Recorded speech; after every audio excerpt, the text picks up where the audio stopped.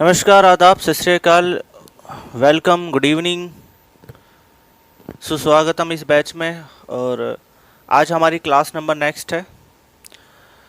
और हम सब जानते हैं कि हमने कल पढ़ा था एवरेज और एक न्यू टॉपिक स्टार्ट किया था डायरेक्शन का। और काफ़ी सारे बच्चों के अच्छे क्वेश्चन थे, यानी कि काफ़ी सारे बच्चों ने अपना होमवर्क सेंड किया। तो लगभग सभी बच्चों के आंसर्स बिल्कुल करेक्ट थे। ठीक है, अगर आपको ऐसा लगता है कि कोई रिक्वायरमेंट है कि कोई क्वेश्चन आपको समझ में नहीं आया, तो हमारी टेक्निकल टीम को वो क्वेश्चन सेंड कर दीजिएगा, मैं उसको अगले क्लास में समझा दूंगा। ठीक है, तो चलिए पढ़ते हैं, है ना।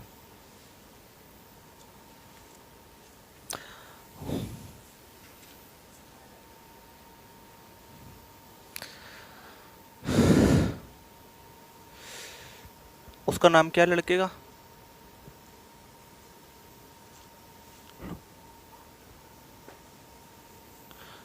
हाँ जी। तो इस 300 बच्चों के बैच में केवल एक बच्चा ऐसा है, नालायक गधा, मनीष कुमार। तो भाई वीडियो तो आप देख ही रहे होंगे मनीष। तो नालायक गधे उल्लू, जब से तूने एडमिशन लिया है, जब से तूने ना तो जो है होमवर्क सेंड किया, ना ही टेक्निकल टीम से कांटेक्ट किया, और आगे चल के जब तेरा जो है टाइम पूरा हो जाएगा तो तेरा कैंसिल कर दिया जाएगा एडमिशन। ठीक है, क्योंकि पढ़ना पढ़ाना तो तुम्हें है नहीं, 2-3 साल तुम्हें ऑफलाइन में पढ़ते पढ़ते हो गए। ठीक है, और कंटिन्यू आप मेहनत कर नहीं सकते क्योंकि तुम्हारे पास काम इतने सारे हैं। तुम अपनी सारी मजबूरियाँ बता देते हो कि सर ये दिक्कत है, ये दिक्कत है। तो पढ़ोगे कब? फिर पढ़ना छोड़ दो। फिर किसने थोड़ी ना कहा पढ़ने के लिए, बेवकूफ़ कहीं का।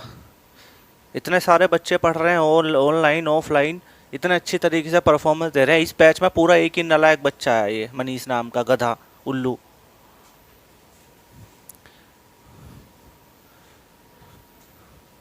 टेक्निकल टीम ने कितनी बार कांटेक्ट कर लिया, कोई रेस्पॉन्स नहीं है। अभी एडमिशन कैंसिल हो जाएगा तो एडमिशन नहीं होगा फिर बिल्कुल भी। फिर रहोगे नुका सर जी एडमिशन ले लो और एडमिशन ले लो, कर लो कर लो।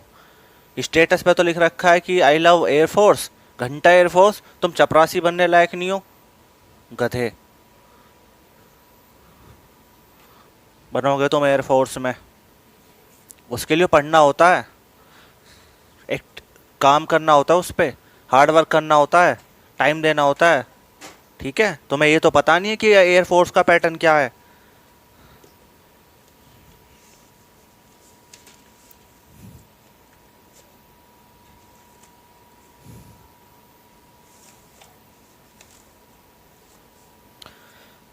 इस बैच में इतने अच्छे अच्छे बच्चे इतने अच्छी अच्छी परफॉर्मेंस निभा रहे हैं। अभी मैं कम से कम 50 बच्चों के नाम ले लूंगा, इतने जो बेचारे फर्स्ट टाइम मैथ पढ़ रहे हैं, फर्स्ट टाइम रीजनिंग पढ़ा, आज टॉपर बच्चे हैं क्लास में।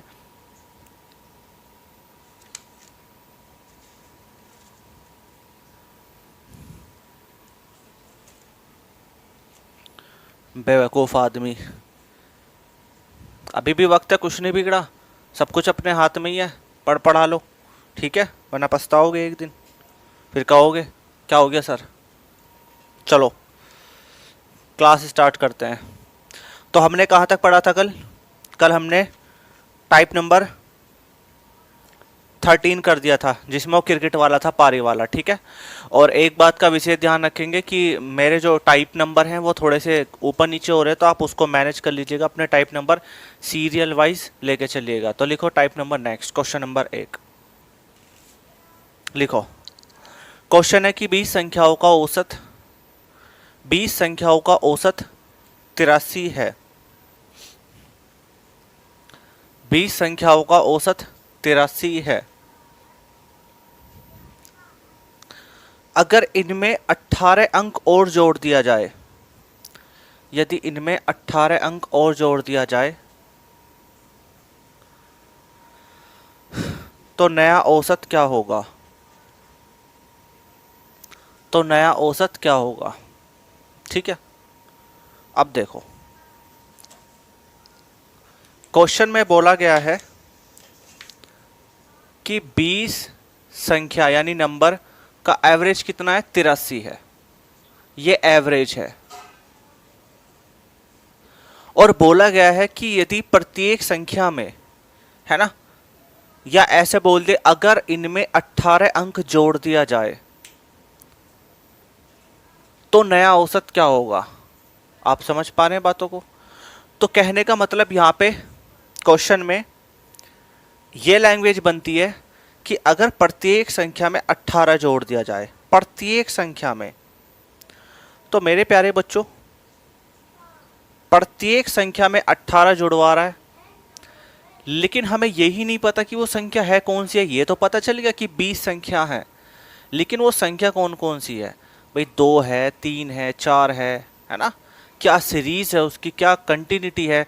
ऐसा भी हो सकता है कि 2 हो, फिर 4 हो, फिर 6 हो, तो फिर सब में 18 18 जोड़ते चले, लेकिन वो संख्या ही नहीं पता ना हमें। और जब वो संख्या नहीं पता है तो हम क्या करेंगे। तो सीधा सीधा इसका एक लॉजिक है कि 20 संख्याओं का औसत 83 है, और यदि प्रत्येक संख्या में 18 जोड़ दिया जाए, या ऐसी भी लैंग्वेज आ सकती है कि अगर संख्या में 18 जोड़ दिया जाए तो नया औसत क्या होगा। तो सीधा सीधा वो क्या करवाना चाहता है भाई बच्चे, वो 18 ऐड करवाना चाहता है। तो इस 18 को एवरेज में ऐड कर देंगे, तो 8 और 3 कितना हो गया 11, यहाँ पर होगा 9 और 1 10, 101। तो ये आपका नया एवरेज आ गया 101। खत्म। क्लियर हुई बात।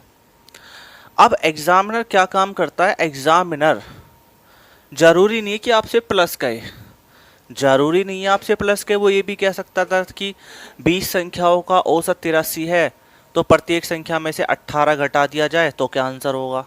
तो फिर यहाँ पे हम 18 माइनस कर देते, फिर हमारा आंसर आ जाता। जो भी 18 माइनस करते, जो भी हमारे शेष बचता वो हमारा न्यू एवरेज होता। जरूरी नहीं है कि वो आपसे माइनस करवाए, वो मल्टीप्लीकेशन भी करा सकता था, मल्टीप्लाई करवा सकता था, डिवाइड करवा सकता था। तो वो जो भी एक्शन कहे आप उस एक्शन को फॉलो कीजिए और अपना आंसर निकाल लीजिए। ठीक है, तो पहला क्वेश्चन नोट कर लीजिएगा, फिर मैं आपको तीनों वेरिएंट के क्वेश्चन करा देता हूं, जिससे कि आपकी किसी भी लेवल का अगर क्वेश्चन आता है तो आप उसको क्रैक कर लें। लिखो भाई, क्वेश्चन ये है कि 15 संख्याओं का औसत 42 है। ठीक है, और अगर प्रत्येक संख्या में 17 कम कर दिया जाए, यदि प्रत्येक संख्या में 17 कम कर दिया जाए तो नया औसत क्या होगा। तो नया औसत क्या होगा। अब एक बात समझो बच्चे, ये जो क्वेश्चन है इसमें क्या करना है, इसका भी मैं सॉल्यूशन दे देता हूं, है ना। सॉल्यूशन ये है कि उसने बोला कि 15 संख्याओं का औसत 42 है ना। 15 संख्याओं का औसत कितना है, 42 है। ठीक है बच्चे, फिर बोला उसने कि प्रत्येक संख्या में से 17 कम कर दिया जाए। अब संख्या तो हमें पता नहीं है, लेकिन ये तो पता है 17 कम कर दिया जाए। तो पूछ रहा है नया औसत क्या होगा। तो 42 में से 17 घटाओगे तो क्या बचेगा बताओ, 25 बचेगा। तो यानी कि आंसर क्या होगा, 25 होगा। आप इस बात को समझ पाए। तो अब नेक्स्ट क्वेश्चन लिखेंगे। नेक्स्ट क्वेश्चन है 30 संख्याओं का औसत 38 है। अभी मेरा 1 जुलाई को बैच आ रहा है, ठीक है, मैथ स्पेशल का, नहीं मैथ स्पेशल, हाँ मैथ स्पेशल का एक एडवांस का भी आएगा, एक 5 जुलाई से रीजनिंग का भी आएगा, और कुछ ही दिनों बाद जुलाई में ही लगभग, अभी उसकी डेट फिक्स नहीं है, मेमोरी इन्हेंसमेंट का भी बैच आने वाला है। ठीक है, तो जो भी आपके भाई हो, बहन हो, यार हो, दुश्मन हो, दोस्त हो, पड़ोसी हो, रिश्तेदार हो, सबको बैच ज्वाइन करा देना। ठीक है, लिखो। तो आगे लिखेंगे क्वेश्चन, 30 संख्याओं का औसत 38 है। यदि प्रत्येक संख्या को 12 से गुना कर दिया जाए, 30 संख्याओं का औसत 38 है, यदि प्रत्येक संख्या को 12 से गुणा कर दिया जाए तो नया औसत क्या होगा। तो क्या हो बोला, कैसे करेंगे, सीधा सीधा कि 30 संख्याओं का औसत 38 है और प्रत्येक संख्या को 12 से गुना कर दिया जाए तो नया औसत क्या होगा। तो यहाँ पे जो ये 38 है ना, इसकी मल्टीप्लाई सीधा 12 में करा देंगे तो कितना जाएगा, 456। तो ये 456 आपका नया औसत आ जाएगा, सिंपल। और एक भाग वाला भी लिख लो क्वेश्चन। नेक्स्ट क्वेश्चन है क्वेश्चन नंबर 4, संख्या 25 का औसत 32 है। एक काम करो, 132 कर लो। संख्या 25 का औसत 132 है। यदि प्रत्येक संख्या को 11 से भाग करें तो नया औसत क्या होगा? तो नया औसत क्या होगा? सिंपल है, कर लोगे। तो ये आपका टाइप नंबर 14 कंप्लीट हुआ। मेरा टाइप नंबर 14 है, शायद आपका आई थिंक 13 चल रहा होगा, है ना। चलो अब थोड़े से टेक्निकली सवालों पे आते हैं। तो लिखेंगे टाइप नंबर 15 मेरी तरफ से, है ना। लिखिए। अरे सोनू, ये इसकी फ़ॉन्ट थोड़ी छोटी करना।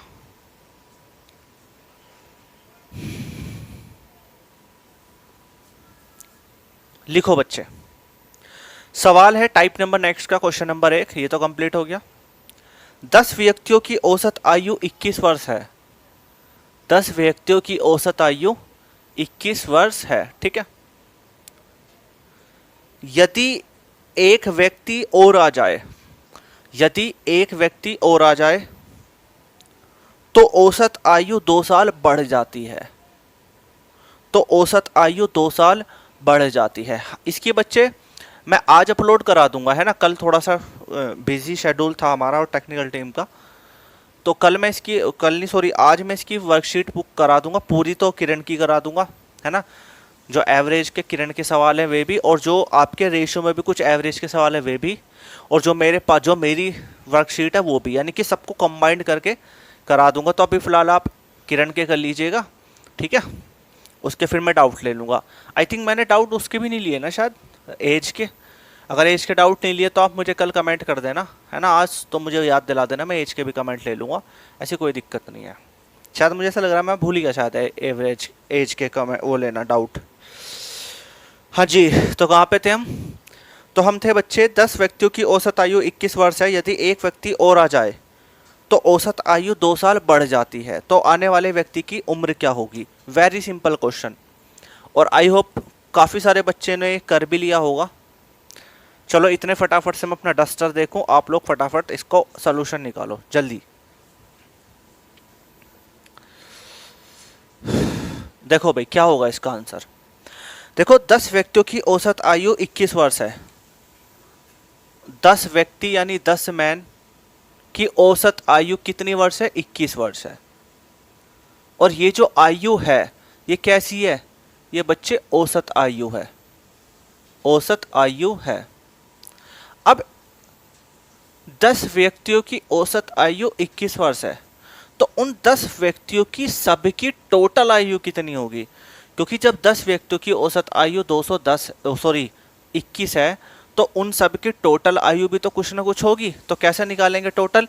तो 21 की मल्टीप्लाई, यानी कि औसत आयु की मल्टीप्लाई टोटल मेंबर्स में करा देंगे तो कितना हो जाएगा? 210। तो यानी कि 210 इनकी क्या आ गई? कुल आयु आ गई। इंग्लिश में लिख दो, टोटल एज आ गई, ठीक है। इतनी बात बताओ समझ पाए कि नहीं समझ पाए? अब उसके बाद बोला कि एक सदस्य और आ गया या एक व्यक्ति और आ गया। तो पहले व्यक्ति कितने थे? 10। अब एक व्यक्ति और आ गया तो मेंबर कितने हो गए? 11। 11 मैन ले लेता हूं, है ना। और बोलता है कि औसत आयु 2 साल बढ़ जाती है। पहले औसत आयु कितनी थी? 21, अब 2 साल बढ़ गई, यानी एक व्यक्ति का आने से 2 साल बढ़ गई। तो कितनी हो गई अब? 23 हो गई होगी, ठीक है। तो पूछ रहा है आने वाले व्यक्ति की उम्र ज्ञात कीजिए। तो जब 11 व्यक्ति हो गए और उम्र और औसत आयु हो गई 23, तो इनकी भी कुल आयु निकाल लेते हैं जैसे हमने ऊपर निकाली। तो करा दीजिए, तो क्या होगा? मल्टीप्लाई, ये होगा भैया 23 गुना 23, 3, 253 होगा, ठीक है। 253 होगा। और पूछ रहा है क्या है? आने वाले व्यक्ति की उम्र ज्ञात कीजिए। जब व्यक्ति 10 थे तो इनकी टोटल आयु 210 थी। अब व्यक्ति 11 हो गए तो इनकी टोटल आयु 53 वर्ष हो गई। तो कितने वर्ष का आदमी आया? तो घटा देंगे, 253 में से 210 घटा दो, 43। तो वो जो व्यक्ति है जो आया वो 43 वर्ष का आया। खत्म। आई होप आपको क्लियर समझ में आ गया होगा। लेकिन अब मैं आपको इसका एक मेथड बताता हूँ, एक जादू बताता हूँ इस क्वेश्चन में, विदाउट यूजिंग एनी पेन और पेपर। ठीक है, ध्यान से समझने की कोशिश करना। ठीक है बच्चे, वो क्या है देखो, क्वेश्चन में पढ़ देता हूं। देखो, विदाउट यूजिंग एनी पेन और पेपर, देखो कैसे करेंगे। क्वेश्चन में बोला गया है कि 10 व्यक्तियों की औसत आयु 21 वर्ष है। कितनी है? 21 वर्ष है। तो ये जो 21 वर्ष औसत आयु है, इसको साइड में रख लो। ठीक है, साइड में इसको मेमोराइज कर लीजिए, यानी कि इसको साइड में रख लीजिए 21 वर्ष। ठीक है, अब एक व्यक्ति आ गया तो डेफिनेटली व्यक्ति कितने थे? 10। अब एक व्यक्ति आ गया तो व्यक्ति कितने हो गए? 11। और औसत आयु 2 वर्ष बढ़ जाती है, तो कितने व्यक्ति हो गए टोटल? 11। तो 11 व्यक्तियों की औसत आयु 2 के हिसाब से कितनी बढ़ी? टोटल 22। टोटल 22 बढ़ी कि नहीं बढ़ी? तो 22 साल तो वो, मतलब 22 तो वो हो गया और 21 वो, तो कितना हो गया टोटल? 43। खत्म आंसर। यानी कहने का मतलब यह है, आप ऐसे भी कर सकते थे, मैं समझा देता हूँ डिटेल थोड़ा सा, कि भाई 10 मैन है, ये मार्कर में क्या हो गया, 10 मैन है, ठीक है, और एवरेज आयु 21 वर्ष है। अब प्लस एक व्यक्ति आ गया तो व्यक्ति कितने हो गए? 11। तो जिससे कि औसत आयु कितनी बढ़ रही है? 2 वर्ष बढ़ रही है। तो 11 की कितनी बढ़ी? 22। तो 22 ये और 21 ये, टोटल 43 आंसर। खत्म। कॉपी कर लीजिएगा इस चीज को।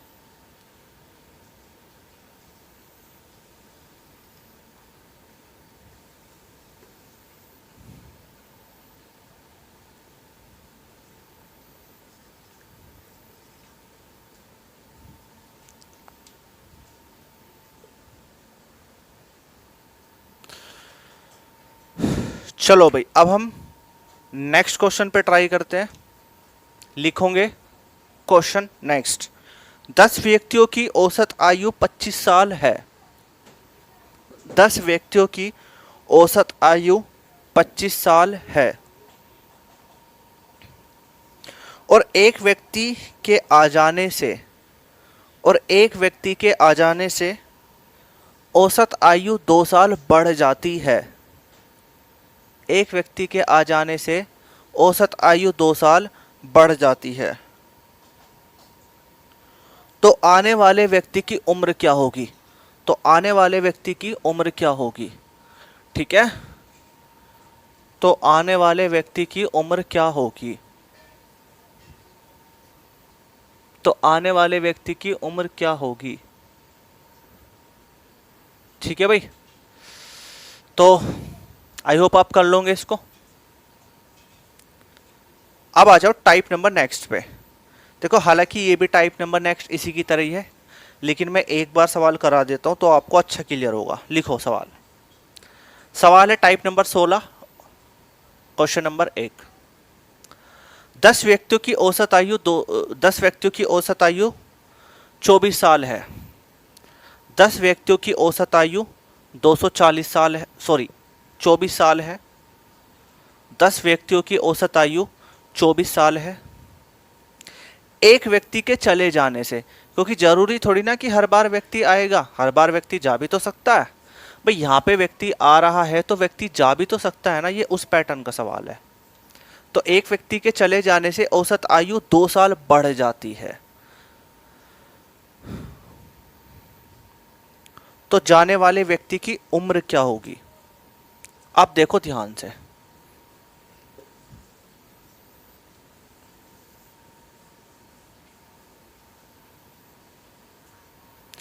देखो, क्वेश्चन में बोला है कि 10 व्यक्तियों की औसत आयु 24 वर्ष है। 10 मैन है और इनकी जो औसत आयु है वो 24 वर्ष है, 24 साल है। तो मेरे प्यारे बच्चों, जब इनकी औसत आयु 24 साल है तो इन 10 व्यक्तियों की कुल आयु भी तो कुछ ना कुछ होगी। तो आप बोलोगे यस सर बिल्कुल होगी। तो कितनी होगी? दोनों की मल्टीप्लाई करा देंगे तो आंसर होगा 240 साल।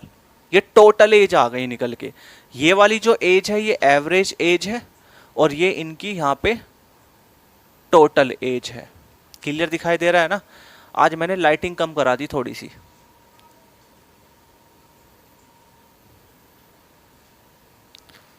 चलो नेक्स्ट। फिर बोला कि एक व्यक्ति के चले जाने से औसत आयु 2 साल बढ़ जाती है। जब एक व्यक्ति चला गया तो माइनस एक व्यक्ति कर देंगे तो व्यक्ति हो गए 9, 9 मैन। अब इस व्यक्ति के जाने से औसत आयु बढ़ जाती है, कितने वर्ष? 2 वर्ष। तो पहले औसत आयु कितनी थी? 24, अब 2 वर्ष बढ़ गई तो कितनी हो गई? 26, क्योंकि 2 वर्ष इंक्रीज हो गया ना। तो अब 9 व्यक्तियों की 26 वर्ष औसत आयु के हिसाब से टोटल आयु कितनी निकलेगी? तो 9 छिंग 54, 5 और 9 दूनी 18 और 5 23, 234 वर्ष हो गया। तो पूछ रहा है कि जाने वाले व्यक्ति की उम्र क्या होगी? तो अंतर आ जाएगा इसका 6 वर्ष। तो यानी कि वो जो व्यक्ति गया होगा वो 6 वर्ष का होगा, या जो भी वो बच्चा होगा चाइल्ड ही होगा, क्योंकि व्यक्ति तो होगा नहीं 6 वर्ष का, डेफिनेटली चाइल्ड ही होगा, एक छोटा, है ना? कॉपी करो प्यारे बच्चों फटाफट से, और एक क्वेश्चन प्रैक्टिस के लिए लिखो।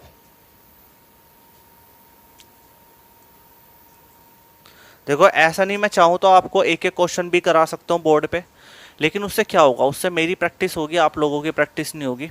और मैं एक एक क्वेश्चन करा करा के एक एक क्वेश्चन प्रैक्टिस का आपको इसलिए दे रहा हूँ जिससे कि आप प्रैक्टिस करें, आप होमवर्क भी करें। और जो गधे नालायक, क्योंकि इस बैच में एक ही नालायक गधा बच्चा है, हालांकि हैं तो 2-3 लेकिन वो सुधर गए हैं अब, ठीक है?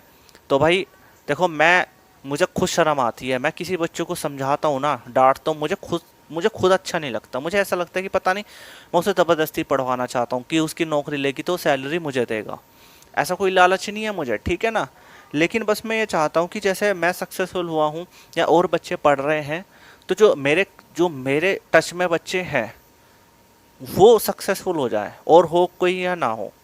यानी कि जो हमारी संस्था में पढ़ रहा है और जो बच्चे मेरे पर्सनली टच में हैं वो सक्सेसफुल हो जाए, उनकी जॉब लग जाए। लेकिन वो बच्चे पता नहीं क्या सोच के बैठे हैं, ठीक है? तो बेटा ऐसा जॉब नहीं लेगी, और आगे चल के पछताओगे ना बहुत ज़्यादा, ठीक है? मैं अभी तुम्हें कम से कम ऐसे ऐसे बच्चों के नाम बता दूंगा। एक मेरे पास लड़की आती थी, मैं आपको बताता हूँ। वो लड़की जो थी, उनका कल्चर ऐसा है कि शायद उनके घर में कोई पढ़ा लिखा ही ना हो, और वो खुद भी मतलब, पर लेकिन उनके उनके जो पेरेंट्स हैं बहुत पुअर हैं। बट एक तो होता है पुअर, एक होता है वेरी पुअर। और उन्होंने एक उम्मीद जगाई कि भाई हाँ, हम अपनी लड़की को पढ़ाएंगे। लेकिन वो लड़की भी ऐसी थी, इतनी बिल्कुल दिमाग में पता नहीं, शायद सब भगवान ने दिमाग दिया भी था, नहीं दिया था। और मैथ में अच्छों से मैथ नहीं होता है, और उसका डब्बा बिल्कुल गोल था। लेकिन उसने मेहनत करी 2-3 महीने तक, तो उसे यही नहीं पता चला कि मैथ में हो क्या रहा है, ये मैं जो पढ़ा रहा हूँ ये हो क्या रहा है ये। लेकिन उसने कंटिन्यूटी रखी और समझने की कोशिश करी, और आज किरण की बुक स्टार्ट की है उसने पहली बार। कोई छोटी मोटी बुक भी नहीं ली, और इतनी अच्छी परफॉर्मेंस है लड़की, आज वो ऑफलाइन से ऑनलाइन में आ गई। और मतलब जिस हिसाब से उसका कंडीशन है और जिस हिसाब से उसका इन्वायरमेंट है, उस हिसाब से तो कोई पढ़ नहीं सकता, लेकिन वो इतना अच्छा रेस्पॉन्स दे रही है। तो देखो ऐसे बच्चे भी होते हैं, कहाँ पहले उसे संख्या जोड़नी घटानी भी नहीं आती थी, जोड़नी घटानी। मैंने उसको खुद कॉपी पे लिख लिख के उसको बताया कि ऐसे जोड़ता है, ऐसा घटाया जाता है, ऐसा माइनस किया जाता है। सोचो तो उसका बेस कितना कमज़ोर होगा मैथ में। और आज उस लड़की ने कंटिन्यूटी रह के 3 महीने तक तो वो ये सोच रही थी, बाद में उसके मन में ख्याल भी आया कि मैं कोचिंग ज्वाइन नहीं करती हूँ, छोड़ देती हूँ, मेरे से नहीं होगा। लेकिन वो जब भी बनी रही, तब भी उसने सोचा नहीं, एक ना एक दिन तो होगा मुझसे। और देख लो आज। और ये लड़की वही है जो 5-5 साल से तैयारी करे ना, उल्लू बच्चे ऑफलाइन में और वैसे भी, उनको बीट कर देती है वो लड़की आज। अब देख लो। तो दुनिया में ऐसे ऐसे बच्चे भी हैं, और दुनिया में ऐसे नालायक बच्चे भी जिनको 10-10 साल हो गए, कांस्टेबल का एग्ज़ाम नहीं निकला, ठीक है? और देखो एक चीज़ बताता हूँ मैं आपको, हमेशा याद रखना, जो अनसक्सेसफुल होगा ना वही कहेगा, जो सक्सेसफुल व्यक्ति होगा ना, या जो मेहनती बच्चा होगा, वो कभी ये नहीं कहेगा हाँ तू ये एग्ज़ाम नहीं निकाल सकता। अगर आप चाहो ना तो आप आईएएस का एग्ज़ाम भी क्रैक कर सकते हो, चाहो तो। अगर आपके अंदर लगन है ना, और आपने एक बार हल्का सा कदम उठा लिया, तो पूरी मदद मैं करूँगा आपकी, टेंशन नहीं लेना। लेकिन आप किसी भी एग्ज़ाम की तैयारी करो, दिल से तैयारी करो, लगना चाहिए यार तैयारी कर रहे हो। ऐसा नहीं कि तुम कोर्स परचेज करके बैठ गए, फिर क्या फ़ायदा। अगर हाँ पढ़ाना बढ़ाना, हाँ मैं बता देता हूँ, इस बैच में ऐसे ऐसे टीचर भी हैं जो यहाँ पे मुझसे पढ़ के पढ़ा भी रहे हैं, ठीक है। हालांकि वो मेरी क्लास भी देख रहे होंगे तो मुझे पता है उनके सबके नाम, कोचिंग के नाम भी पता है, लेकिन क्या बनता है, तो मैं उनको भी सलाह ये देना चाहूँगा कि भाई कोचिंग वोचिंग में कुछ नहीं रखा, अपना नौकरी वोकरी लगवाओ तो ज़्यादा बेटर है ना। तो थोड़ा सा आप इस चीज़ को समझो, है ना। अगर पढ़ना पढ़ाना है, अगर पढ़ना है, टीचर बनना है, तो फिर सारे बैच परचेज कर लो, नोट्स वोट्स बनाते रहो, अपना उन्हें मार्केट में बेचते रहो, फिर चार पैसे भी आएंगे, लेकिन उससे क्या फ़ायदा होगा, समझ रहे हो ना। तो आप प्लीज़ पढ़ने पे ध्यान दें, किसी की अफवाहों के चक्कर में ना पड़े। अरे जो बच्चे कोर्स शेयर कर रहे हैं ना ये जो बच्चे कोर्स शेयर कर रहे हैं बहुत जल्द पकड़ में आने वाले हैं। अभी तो पकड़ा ही था 18-20 लड़कों को, ध्यान से सुन लेना। चलिए भाई, तो भाई एक क्वेश्चन होमवर्क में लिख लो। क्वेश्चन है 10 व्यक्तियों की औसत आयु 27 वर्ष है। 10 व्यक्तियों की औसत आयु 27 वर्ष है। यदि प्रत्येक व्यक्ति के जाने से औसत आयु 2 साल बढ़ जाए तो जाने वाले व्यक्ति की उम्र क्या होगी। पानी ठंडा लाना पानी। तो जाने वाले व्यक्ति की आयु क्या होगी। अरे बोतल लिया जाके नीचे से, ठीक है। ठीक है बच्चे, क्वेश्चन हो गया 10 व्यक्तियों की औसत आयु 27 वर्ष है और यदि एक व्यक्ति के जाने से औसत आयु 2 साल बढ़ जाए तो जाने वाले व्यक्ति की आयु क्या होगी। मेरे प्यारे बच्चे कर लेना इसको। अब आते हैं टाइप नंबर नेक्स्ट पे, टाइप नंबर 17 क्वेश्चन नंबर 1, और ये भी इसी पैटर्न का सवाल है, ये भी इसी पैटर्न का सवाल है, लेकिन मैं इसको कराऊंगा नहीं, आपको डायरेक्टली क्वेश्चन दे देता हूँ, है ना, जिससे कि आप लोग इजीली कर लो। कम से कम 2 टाइप करा दिए इसी के लेवल को, और ये भी तीसरा भी इसी टाइप का है, कम से कम ये तो आप कर लो, ठीक है। और नहीं होता तो कोई दिक्कत नहीं बच्चे, मैं आपको बता ही दूंगा, परेशान नहीं होना बिल्कुल भी। ओ भाई कैमरा गिराया है क्या, लिखो।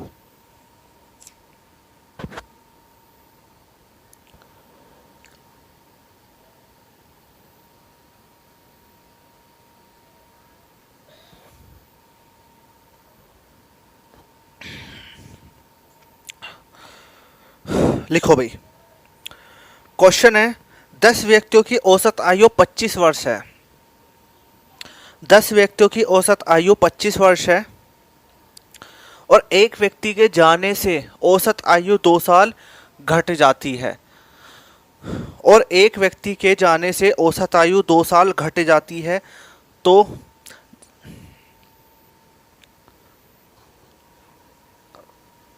तो जाने वाले व्यक्ति की उम्र क्या होगी। तो जाने वाले व्यक्ति की उम्र क्या होगी, ठीक है। और जाने वाले व्यक्ति की उम्र क्या होगी। अगला सवाल लिखो, 15 विद्यार्थियों की औसत आयु 20 साल है। 15 विद्यार्थियों की औसत आयु 20 साल है। एक के जाने से औसत आयु 2 साल घट जाती है। एक के जाने से औसत आयु 2 साल घट जाती है, तो जाने वाले व्यक्ति की उम्र क्या होगी, जाने वाले व्यक्ति की आयु क्या होगी, ठीक है। चलिए भाई, तो ये तो एक ही पैटर्न के सवाल से सब कंप्लीट कर लेंगे। अब आ जाएंगे टाइप नंबर 18 पे। तो लिखेंगे बच्चे टाइप नंबर 18 क्वेश्चन नंबर 1, लिखो। टाइप नंबर 18 क्वेश्चन नंबर 1,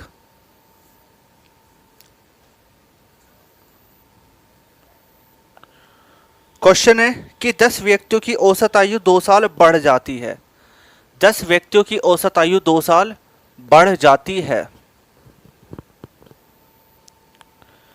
जब 2 व्यक्ति 80 और 40 वर्ष के, जब 2 व्यक्ति 80 और 40 वर्ष के बदले 2 नए व्यक्ति आ जाते हैं, तो आने वाले व्यक्तियों की औसत आयु क्या होगी। तो आने वाले व्यक्तियों की औसत आयु क्या होगी।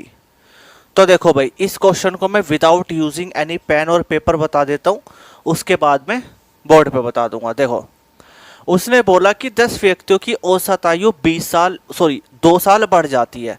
खत्म, इतना पढ़ा। जब 10 व्यक्तियों की औसत आयु 2 साल बढ़ जाती है तो टोटल आयु कितनी होगी? 10 दूनी 20। सिंपल सा फंडा है।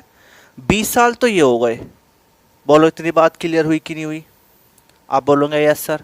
भाई 10 व्यक्तियों की औसत आयु 2 साल बढ़ जाती है तो टोटल कितनी बढ़ी? 20 साल बढ़ी कि नहीं बढ़ी? आप बोलोगे सर ठीक है। अब किस कारण से बढ़ी? जब दो व्यक्ति 80 के और 40 के चले जाते हैं तो 80 साल एक और 40 साल के एक, और टोटल कितनी हो गई उनकी एज? 140, नहीं सॉरी 120। और पहले वो एवरेज कितना किया था हमने? टोटल 20 वो किया था। तो 120 और 20 कितना होगा? टोटल 140। और पूछ रहा है क्या कि दो नए व्यक्तियों की औसत आयु ज्ञात कीजिए जो व्यक्ति आए हैं। तो दो व्यक्ति की पूछ रहा है तो 2 से डिवाइड कर दो 140 को, 70 आंसर आ गया। खत्म। अब मैं तुम्हें स्क्रीन पर बता देता हूं, एक बार फिर समझ लो, है ना।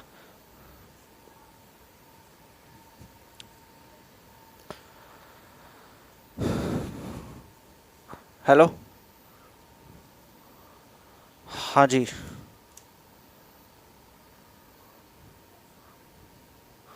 नहीं, वो तो वहां से टेलीकास्ट हो जाएगी क्लास।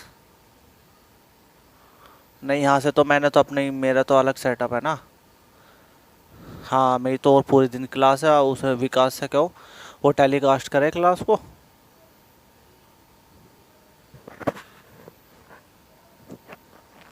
नहीं, अनुपम नहीं कर सकता, अनुपम के बस की नहीं है ना वो तो कोई, वो टेक्निकल हेड थोड़ी ना है, वो टेक्निकल तो वही जानता ना सारा। उसको बोल दो। अभी आप पहुंच गए कि वहीं हो स्टूडियो में? अच्छा, तो एक काम करो, उसको बात करके देख लो कि जो है, अभी आया नहीं क्या विकास? ऑफिस में नहीं आया? अच्छा, उसको फ़ोन कर कितनी देर में मारा है? ठीक है, तो उसको क्लास टेलीकास्ट करा लो। देखो यहाँ से तो हो नहीं सकती क्योंकि यहाँ तो मेरे पास सर्वर ही एक है ना, और इसमें मेरे पास ये दोनों कैमरे मेरे पास बिजी है और यहाँ शूट हो रही है। तो अब मुझे अब इसको शूट करते, क्योंकि मैं इसको हटाने के बाद जो है वह दूसरे में लाइव आऊँगा ना, क्योंकि इसका डेटा ट्रांसफ़र होता रहेगा। हाँ,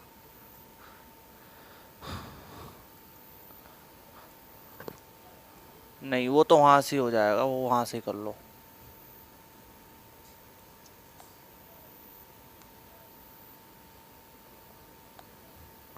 हाँ, वो कर देगा वो, बहुत उसे पता है उसको कैसे करना है, वो करता उसको, है ना। ठीक है, ओके। चलो अभी वेलकम बैक बच्चों। देख रहे हो कितना बिजी शेड्यूल है, पढ़ाते टाइम भी सब चीज़ें देखनी होती है। चलो भाई, हाँ, तो मुझे डिटेल में समझाना था ये क्वेश्चन। तो देखो ध्यान से समझो डिटेल में क्या है। देखो वो ये कह रहा है कि आपसे कि 10 व्यक्तियों की औसत आयु 2 साल बढ़ जाती है। तो एक बार बताओ, 10 व्यक्तियों की, 10 मैन की औसत आयु कितने वर्ष बढ़ रही है? 2 वर्ष बढ़ रही है। तो टोटल कितनी आयु बढ़ी? 10 दूनी 20 साल बढ़ी। ठीक है, और किसके कारण बढ़ी? जब दो व्यक्ति, एक तो 80 वर्ष का और एक 40 वर्ष का, चले जाने से और उनके स्थान पे दो नए व्यक्ति आ जाते हैं तो उन दो नए व्यक्तियों की औसत आयु क्या होगी? तो 80 और 40 के व्यक्ति गए तो कितने साल के गए? टोटल 120 साल के। और ये पहले कितना हुआ? टोटल 20, तो टोटल कितना हो गया? 140। ठीक है, तो 140 टोटल एज हो गई। और एवरेज निकाला तो पदों का योग तो 140 हो गया, और पदों का योग 2। क्यों? क्योंकि दो लोगों की तो निकालनी है, जो क्योंकि दो लोग ये तो चले गए ना और इनके स्थान पे दूसरे लोग आए, तो 2 से डिवाइड कर देंगे। तो यानी कि जो उनकी उम्र है वो 70 साल है, औसत आयु तो 70 साल है। यानी कि जो आने वाले व्यक्तियों की जो औसत आयु होगी वो 70 साल होगी। ठीक है, चलिए भाई। तो आई होप थोड़ा थोड़ा आप समझ में आपके आ रहा होगा। ठीक है, कोई भी डाउट बनता है प्लीज़। देखो अभी तक तो ऐसा होता है कि जैसे ये आपका बैच है तो लगभग 2-3 बच्चों के डाउट ही आते हैं, बाकी तो सभी लोग कर ही लेते हैं ना। तो ऐसा कोई रिक्वायरमेंट नहीं होता मेरे टेक्निकल टीम पे कि भाई इतने सारे बच्चों के डाउट आ रहे हैं, परेशान हो रहे हैं, ऐसा कुछ नहीं होता। अगर आपको एक बार में समझ में ना आए तो क्लास को दोबारा से पीछे करके देख लीजिएगा, तब भी समझ में ना हो तो टेक्निकल टीम ने आपके लिए बनाया हुआ है डाउट सेक्शन, उसमें आप क्वेश्चन को सेंड कर दीजिएगा, वो मुझसे कनेक्टेड है, मैं उसमें आपको क्वेश्चन सॉल्व करा दूंगा, ठीक है। चलिए भाई बच्चे, कभी कभी अगर मैं लेट हो जाऊं तो प्लीज़ इतना वो मत होया करो परेशान, है ना। मैं आपके क्वेश्चन तब भी फ्री होऊंगा तो करा दूंगा। देखो भाई हम ऐसा तो नहीं कर सकते कि भैया, अब देखो हमारे पास इतने सारे बच्चे हैं तो ऐसा तो हम कर नहीं सकते कि भी बहुत सारे बच्चे आपस में डिस्कशन कर लो, नहीं। हम ये चाहते हैं कि भाई वे बच्चे भी तो मुझसे ही पढ़ रहे हैं ना, तो इसलिए मेरा फर्ज बनता है कि आपके डाउट मैं क्लियर करूं। ऐसा नहीं कि आपसे फीस ले ली और बच्चों से कहते कि उस बच्चे से पूछ लो, नहीं। जो भी आपका डाउट होगा मैथ का, रीजनिंग का, पॉलिटी का, और जो सब्जेक्ट जिसका होगा वही सब्जेक्ट का टीचर उसको अच्छे से कंसल्ट भी करेगा, ठीक है। चलिए भाई अब क्या काम करते हैं, अब इसका एक नेक्स्ट क्वेश्चन लिखते हैं प्रैक्टिस के लिए, उसके बाद आगे बढ़ते हैं। तो क्वेश्चन है बच्चे, 10 व्यक्तियों की औसत आयु 2 साल बढ़ जाती है, सॉरी 2 साल घट जाती है। 10 व्यक्तियों की औसत आयु 2 साल घट जाती है जब दो नए व्यक्ति जब दो नए व्यक्ति 70 और 50 की जगह पर 70 और 50 वर्ष की जगह पर, यानी कि एक व्यक्ति है था 70 साल का और एक व्यक्ति था 50 साल का, है ना, उसके स्थान पर दो नए व्यक्ति आ जाते हैं, तो आने वाले व्यक्तियों की औसत आयु क्या होगी। तो आई होप आप समझ गए होंगे इस बात को, ठीक है। अब टाइप नंबर 19 क्वेश्चन नंबर 1 लिखो। 10, देखो काफ़ी बच्चे कह रहे थे कि सर इसके नोट्स मिलेंगे, तो भाई देखो मुझे ऐसा लगता है ना कि आप नोट्स वोट्स बना के कहीं बेच तो नहीं रहे हो, क्योंकि आपको बहुत रिक्वायरमेंट होती है नोट्स की।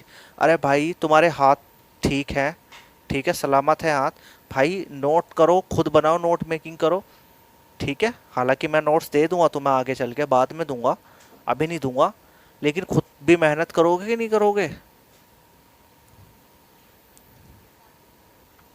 लिखो 10 विद्यार्थियों की औसत अंक 58 है। ये टाइप नंबर 19 का क्वेश्चन नंबर 1 है। 10 विद्यार्थियों का औसत अंक 58 है। ये भी लिखा आ सकता है कि 10 व्यक्तियों का औसत अंक 58 है, कुछ भी दे सकता है। एक विद्यार्थी को 70 के बदले 30 अंक मिले, ध्यान से समझ लेना, एक विद्यार्थी को 70 के बदले 30 अंक मिले, तो उसका सही औसत क्या होगा।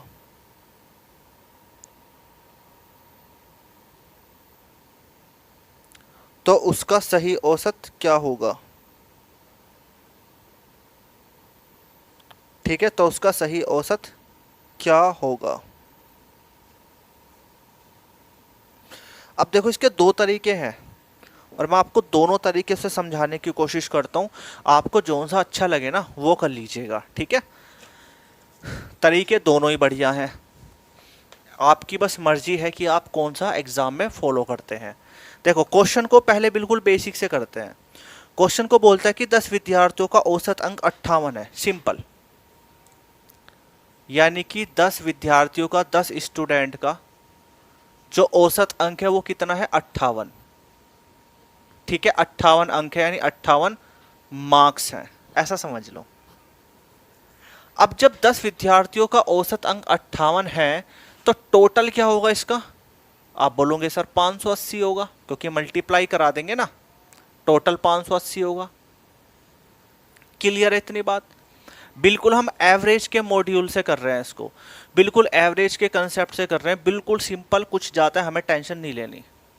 लेकिन आगे कंडीशन क्या बोल दी उसने, आगे कंडीशन बोल दी उसने कि एक विद्यार्थी को 70 के बदले 70 अंक के बदले यानी 70 मार्क्स के बदले 30 मार्क्स मिले। कितने मार्क्स मिले, 30 मार्क्स मिले।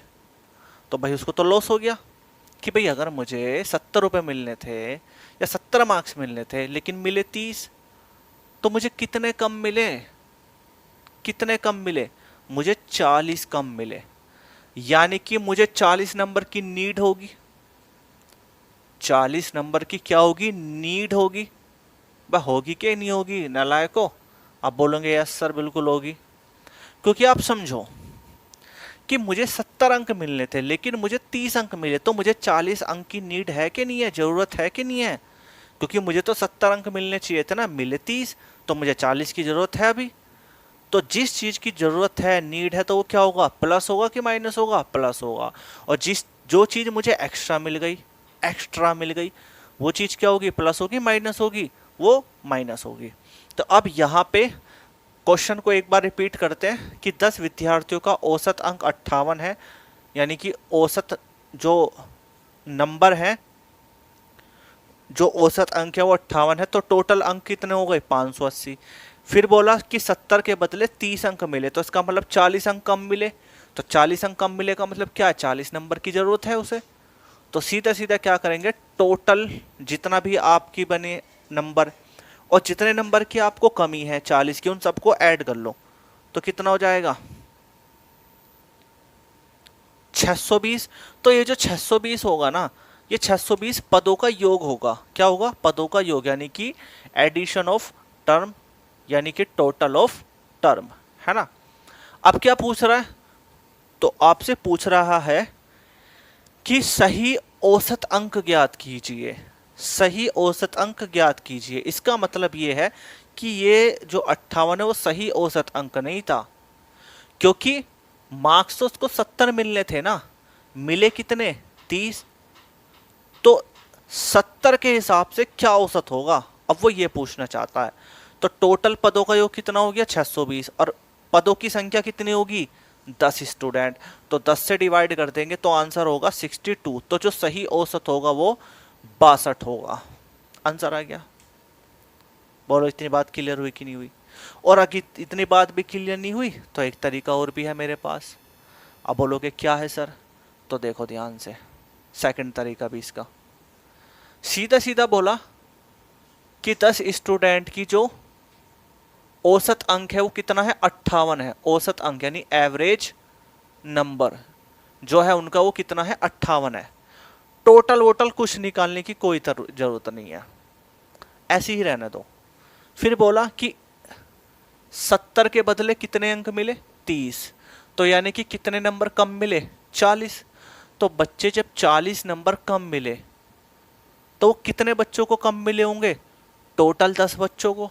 तो एक बच्चे को कितने कम मिले, तो 10 से जब डिवाइड करेंगे इसको, तो यानी कि एक स्टूडेंट को कितने कम मिले नंबर, 4 नंबर कम मिले। और 4 नंबर की हमें आवश्यकता है, तो सीधे सीधे 4 को इसके एवरेज में ऐड कर देंगे, तो 58 प्लस 4 62 आंसर आ गया। आप ऐसे भी कर सकते हो, क्या दिक्कत है, कोई दिक्कत नहीं है। चलो भाई कॉपी करो उसको फटाफट से, फिर 2-3 धमाकेदार क्वेश्चन ले लो, ठीक है। अच्छा एक बात है बच्चे, ऑफलाइन में जितनी मेहनत लगती है ना पढ़ाने में, मैंने ऑफलाइन 6-7 घंटे भी पढ़ाया मैंने, मैं कभी इतना नहीं थका जितना मैं 1-1.5 घंटे की क्लास में थक जाता हूँ। और वो तो अच्छा हुआ कि मेरे स्टूडियो में बैठने की व्यवस्था है, वरना तो दिल्ली के स्टूडियो में तो कुछ है ही नहीं ऐसा। चलो भाई अब क्वेश्चन लिखो। क्वेश्चन है, होमवर्क के तौर पे लिखो। 10 विद्यार्थियों का औसत अंक 65 है। 10 विद्यार्थियों का औसत अंक 65 है और एक विद्यार्थी को 30 के स्थान पर 80 अंक प्राप्त होता है। एक विद्यार्थी को 30 के स्थान पे 80 अंक प्राप्त होता है, तो नया औसत अंक क्या होगा, तो नया औसत अंक क्या होगा, तो नया औसत अंक क्या होगा। निकाल लेना इस क्वेश्चन को, सॉल्व कर लेना। एक क्वेश्चन और लिखेंगे। 5 छात्रों के गणित में, ये थोड़ा सा अलग लैंग्वेज में दे रहा हूं, ठीक है। 5 छात्रों के गणित में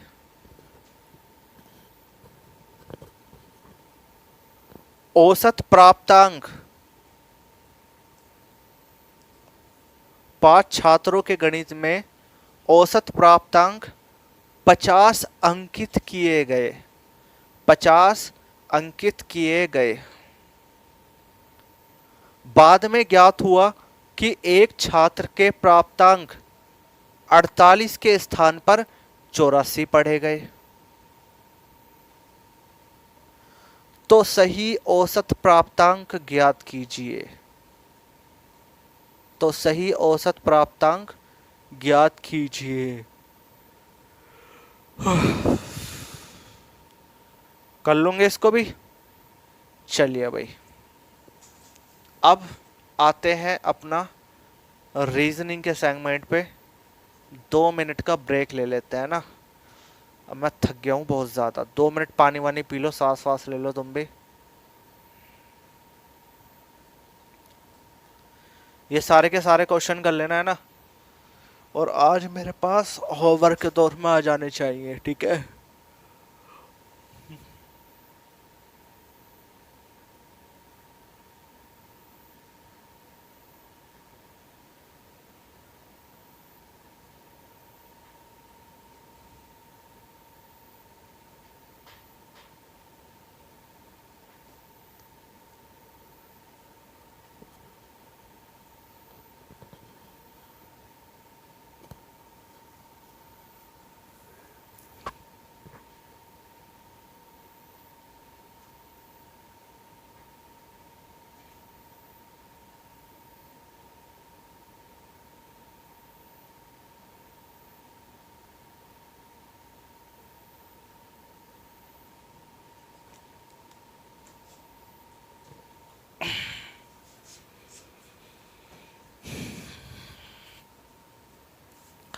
चलो भाई, अब जरा रीजनिंग पे आ जाते हैं ना। तो आई होप आपने रीजनिंग के कंसेप्ट को अच्छी तरीके से पढ़ लिया होगा, और आज हम सीधी प्रैक्टिस करते हैं, ठीक है।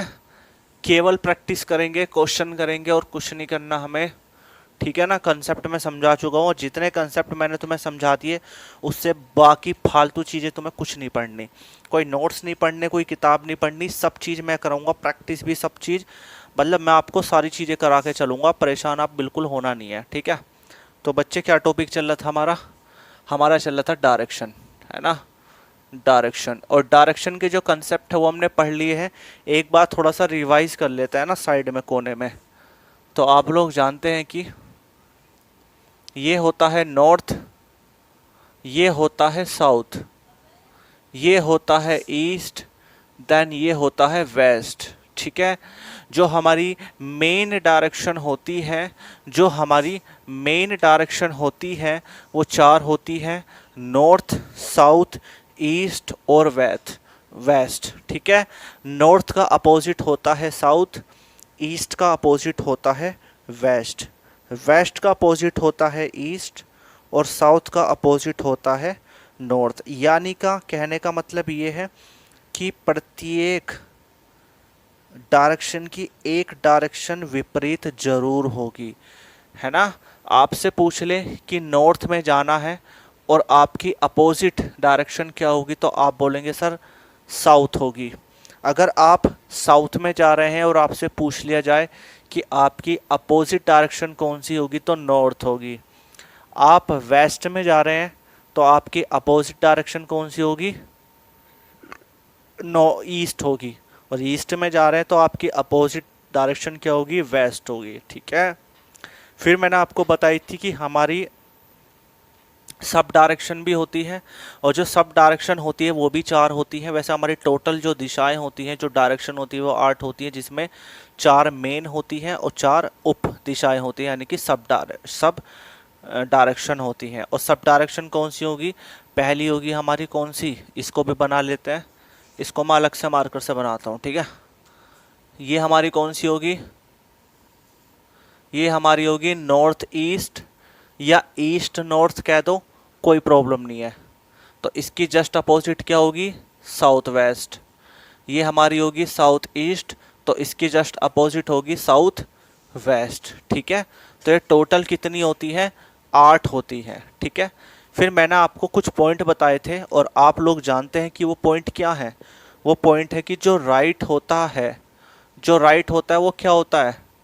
90 एंगल क्लॉकवाइज होता है, और जो लेफ्ट होता है वो आपका 90 एंगल एंटी क्लॉकवाइज होता है, ठीक है, मैंने तुम्हें ये भी बताया था। अब इसी के बेसिस पे हम क्या करते हैं, क्वेश्चन को सॉल्व करते हैं। एक चीज़ और लिख लेते हैं कि जो क्लॉकवाइज होगा ये क्या होगा, घड़ी की दिशा में, और ये क्या होगा, घड़ी की विपरीत दिशा में। ठीक है, अब सीधा हम जो यहाँ पे पढ़ेंगे क्वेश्चन, पहले मेरे पास 6 टाइप्स थे इसके अपडेट के रूप में, और मई 25 मई 2020 यानी कि अभी जो मई गई है, इसमें मैंने टाइप 8 कर दिए, यानी टाइप्स को मैंने बढ़ा दिया है, क्योंकि न्यू अपडेशन आया था मेरे पास।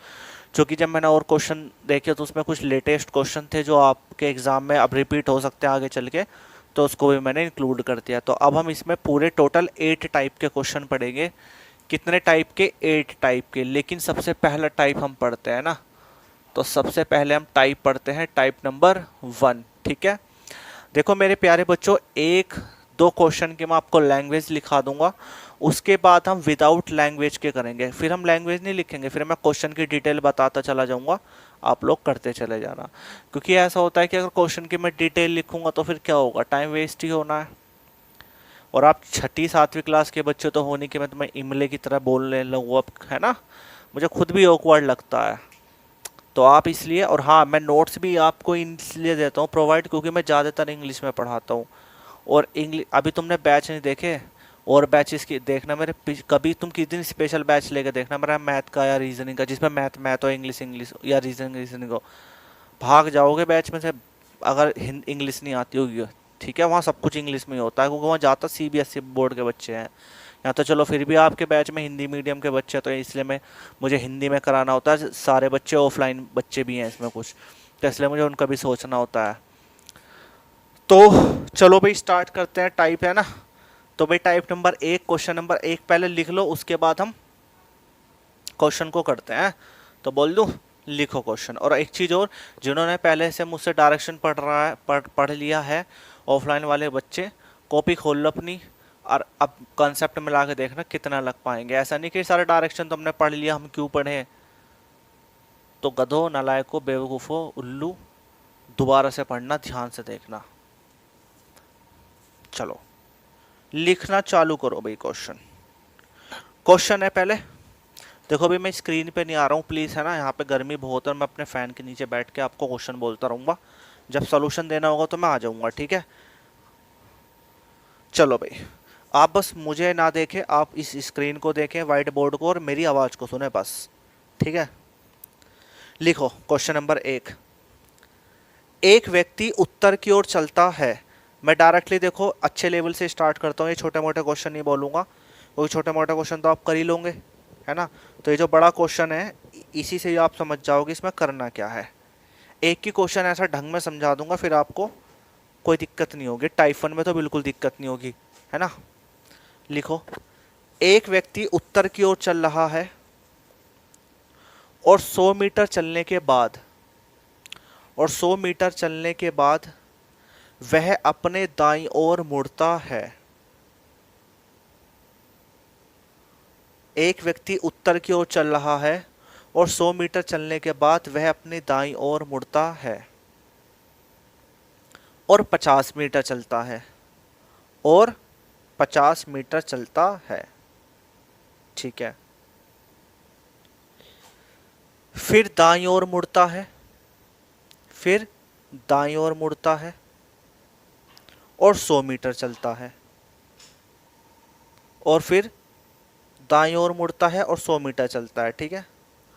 और अंतिम बाईं ओर मुड़ता है, और अंतिम बाईं ओर मुड़ता है, और 25 मीटर चलता है, और 25 मीटर चलता है। तो अब वह किस दिशा में चल रहा होगा। तो अब वह किस दिशा में चल रहा होगा। तो अब वह किस दिशा में चल रहा होगा, या किस दिशा में चल रहा है।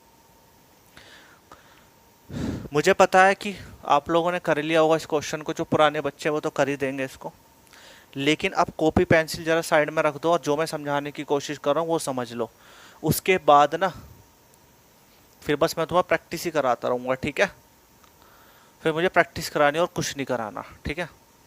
तो थोड़ा सा ध्यान से समझ लो, है ना। देखो इधर क्वेश्चन को पहले मैं इमेजिनेशन के तौर पे सॉल्व करता हूँ, यानी कि फिगर के माध्यम से सॉल्व करता हूँ कि वो जो जो मुझे इन्फॉर्मेशन दे रहा है उस इन्फॉर्मेशन को मैं कलेक्ट करता हूँ और उसको सॉल्व करता हूँ। लेकिन दो तीन बातें यहाँ समझ लो। पहली बात तो ये है कि जो टाइप वन है, टाइप वन में आपसे क्या पूछता है वो भी मैं लिखवा देता हूँ। टाइप वन में जो आपसे पूछता है वो पूछता है क्या, टाइप वन में पूछेगा आपसे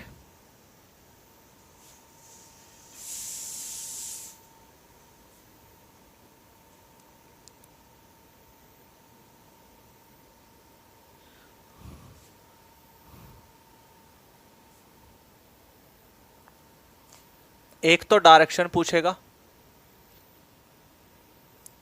और आपका फेसिंग पूछेगा, बस और कुछ नहीं पूछने वाला।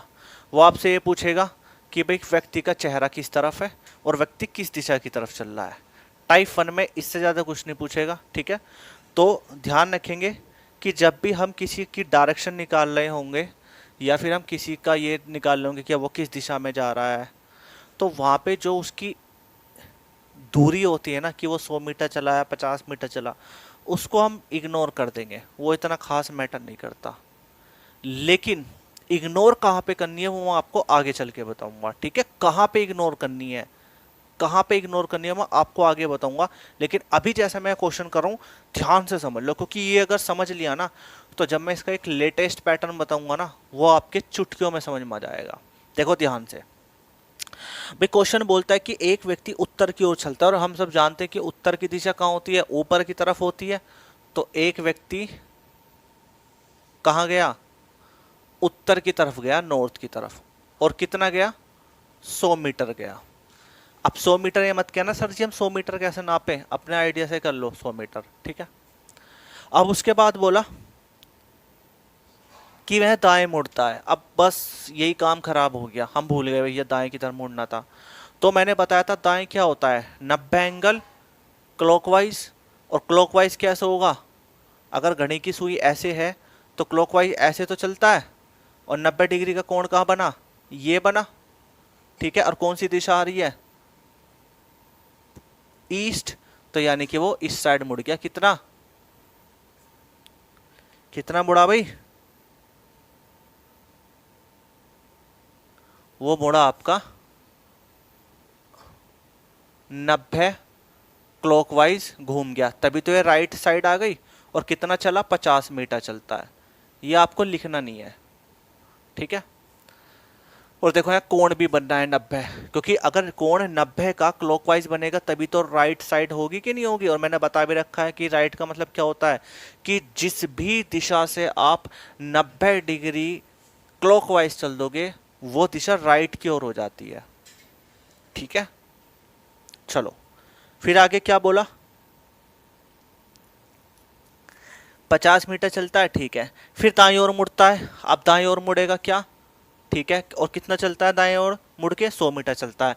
तो अब यहां से कितना होगा, 90 डिग्री चल दो एंड क्लॉकवाइज। तो किधर चलोगे, नीचे की तरफ। तो ये रहा दाएं, नीचे की तरफ ये रहा दाएं। और कितना होगा, 100 मीटर यहाँ पे चल दिया वो दाएं। तो अभी वो यहाँ पे आ गया।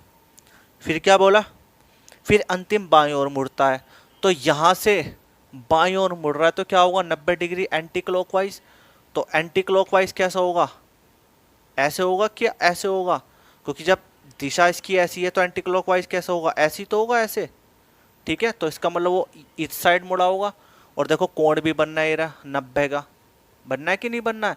तो 90 का एंगल बन गया एंटी क्लॉकवाइज। तो इसका मतलब किस दिशा में चला होगा, अब ईस्ट में। और कितना चलता है, और कितना चलता है वो 25 मीटर चलता है, ठीक है। 25 मीटर चलता है।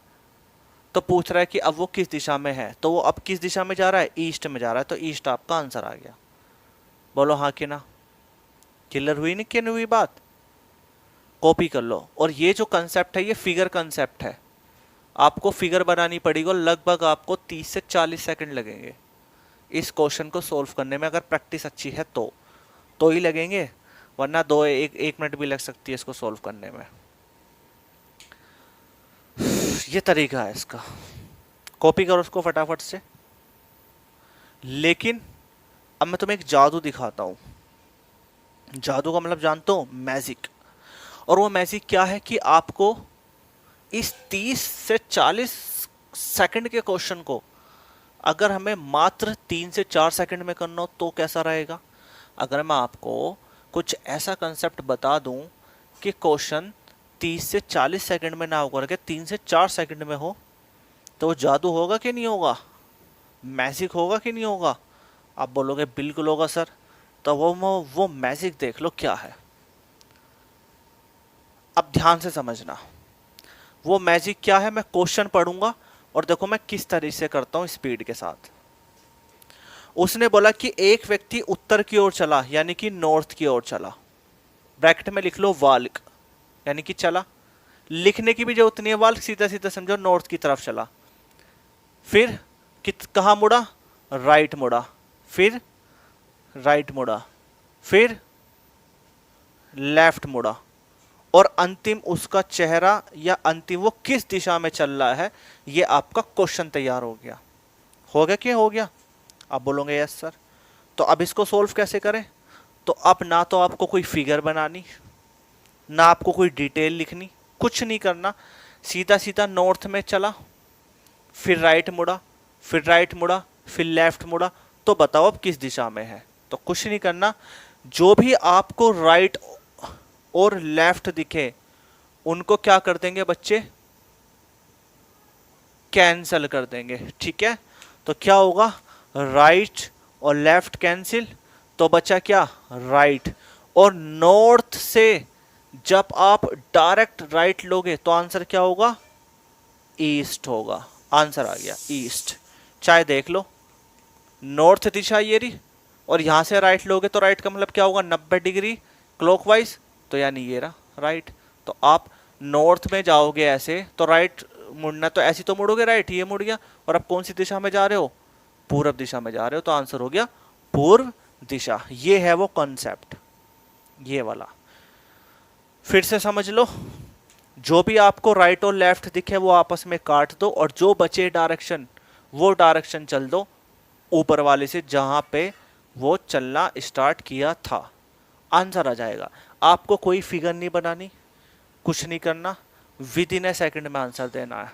ठीक है, आया समझ में। कॉपी कर लो, ये है नया कंसेप्ट जो मैंने अभी अपडेट किया है। और बेटा दिखने में ही लग रहा है, ये अभी जब कराऊंगा ना क्वेश्चन तो दोनों मेथड से करके देख लेना कौन सा आसान है, और जौन सा आसान लगा उस मेथड को मुझे बताना कमेंट करके। ठीक है,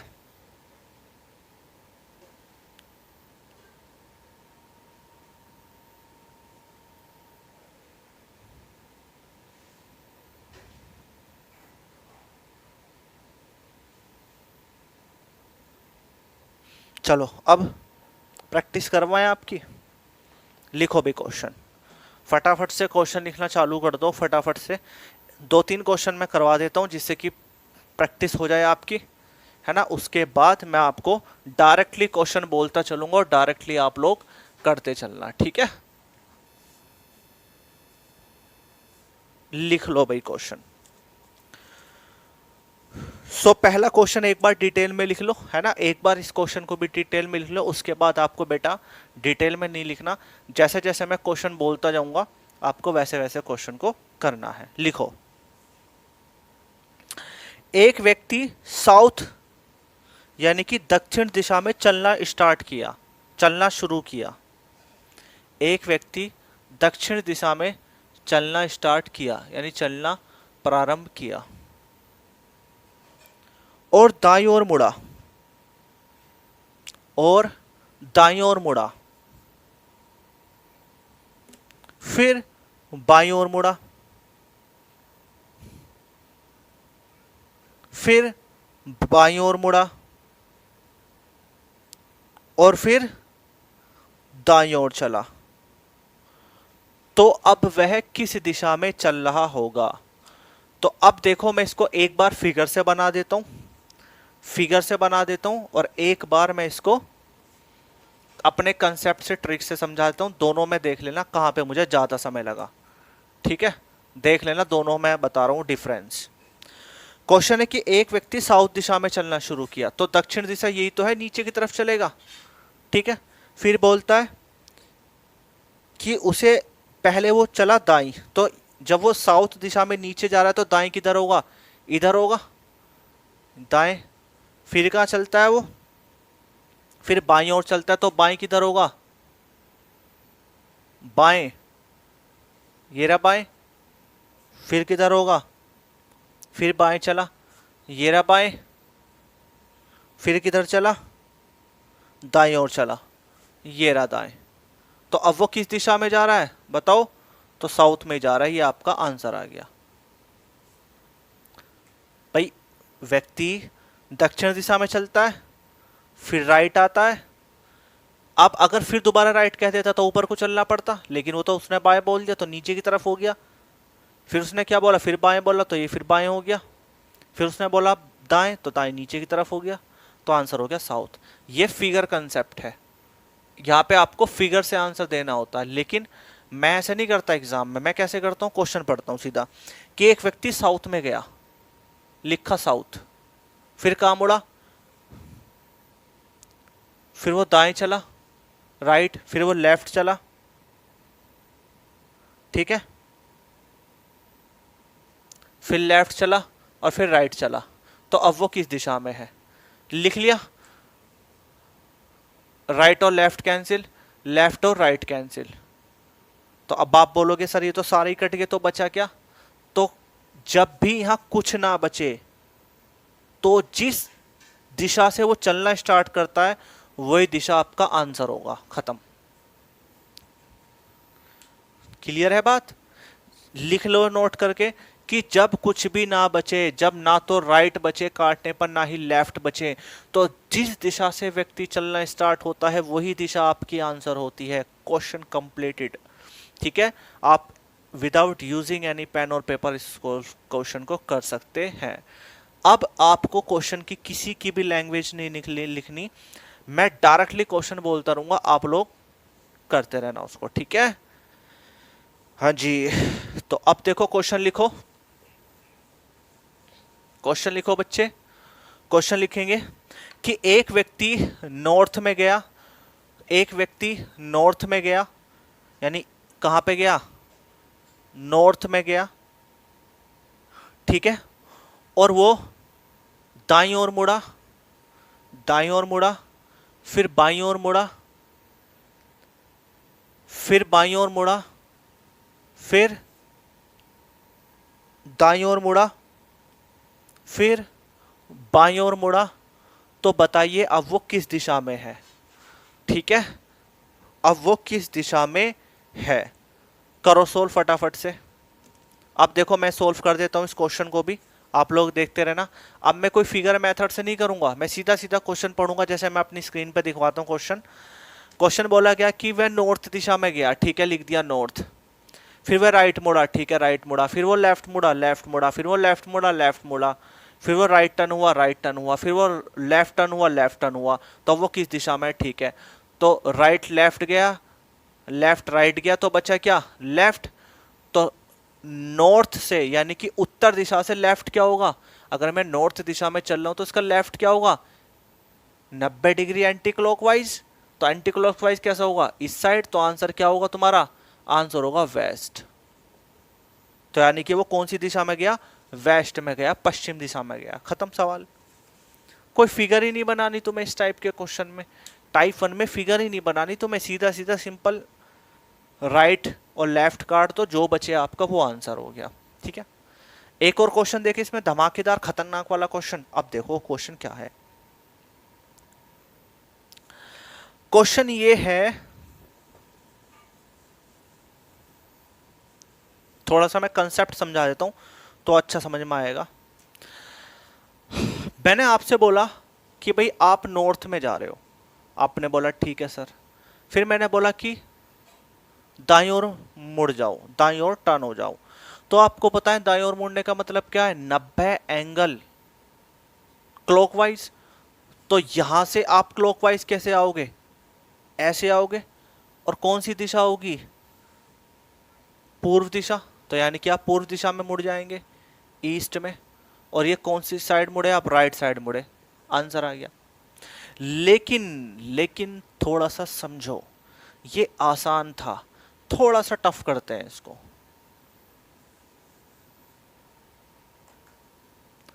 अगर मैं आपसे पूछ लूं कि आप जा रहे हैं किधर, साउथ ईस्ट की तरफ, यानी कि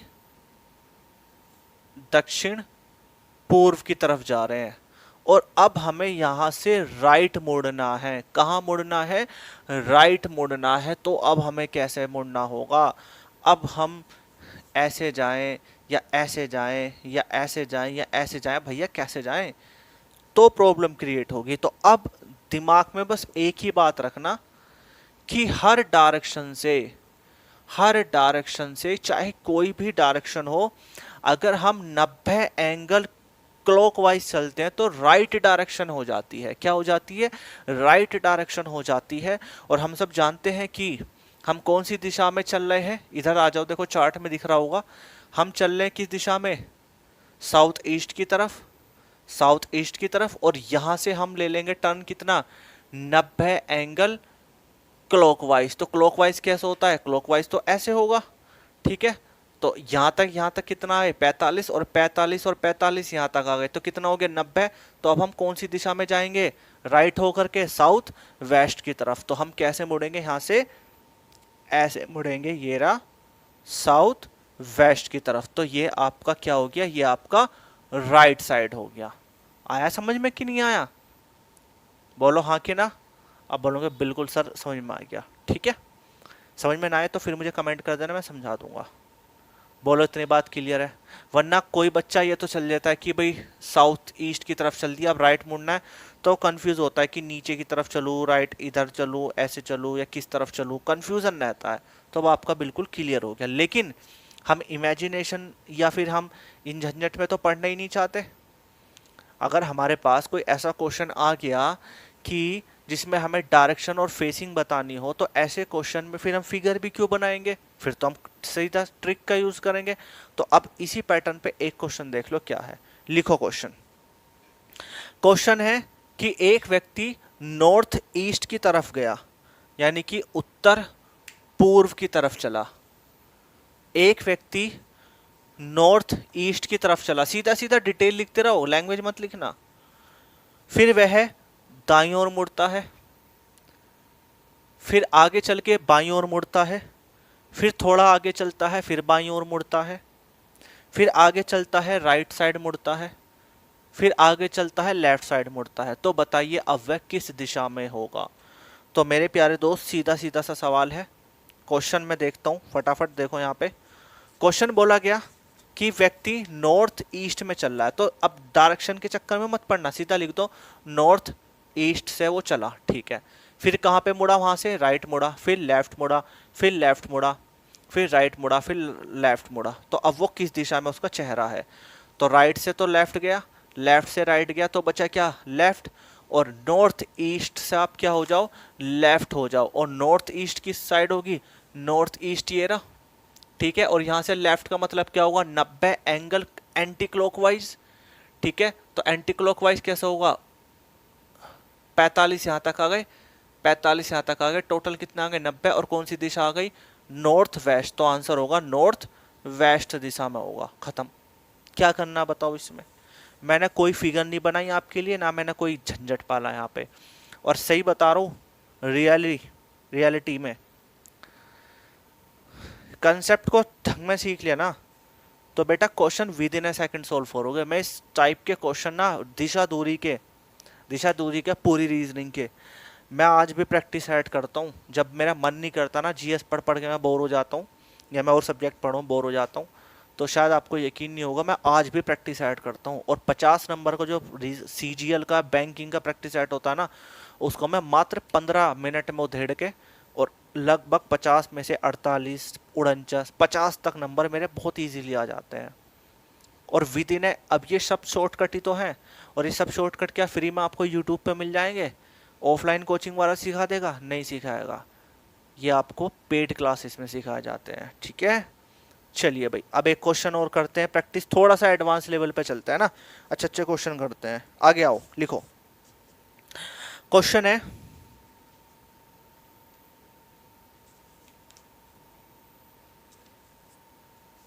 क्वेश्चन है, एक व्यक्ति पूर्व की ओर चला, एक व्यक्ति पूर्व की ओर चला और वह दाईं ओर मुड़ा, फिर दाईं ओर मुड़ा, फिर दाईं ओर मुड़ा और फिर बाईं ओर मुड़ा। तो बताइए अब उसका चेहरा किस दिशा में होगा। बेटा सोच समझ के करना इसका आंसर।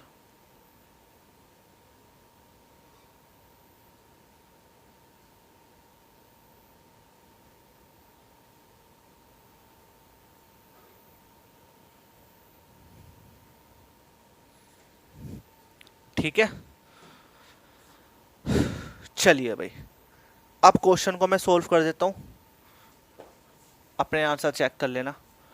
क्वेश्चन है कि एक व्यक्ति ईस्ट की तरफ चला, यानी पूरब की तरफ चला, तो कोई फिगर नहीं बनाना, सीधा लिख दो ईस्ट की तरफ गया, फिर कहाँ मुड़ा, राइट मुड़ा, फिर कहाँ मुड़ा, राइट मुड़ा, फिर कहाँ मुड़ा, राइट मुड़ा, फिर कहाँ मुड़ा, लेफ्ट मुड़ा। तो बताइए अब उसका चेहरा किस दिशा में है।